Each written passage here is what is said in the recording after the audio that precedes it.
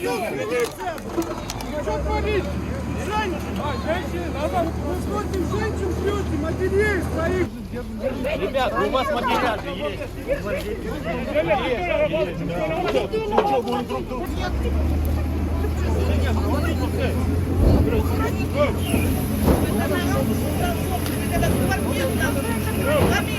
Здесь очень много владельцев своего имущества, и вы не имеете права сейчас самоуправствовать.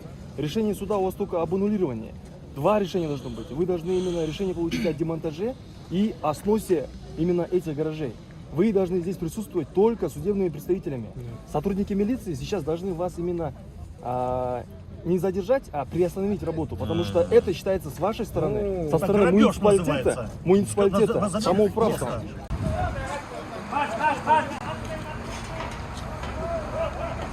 И милиция вся, главное, сбежалась.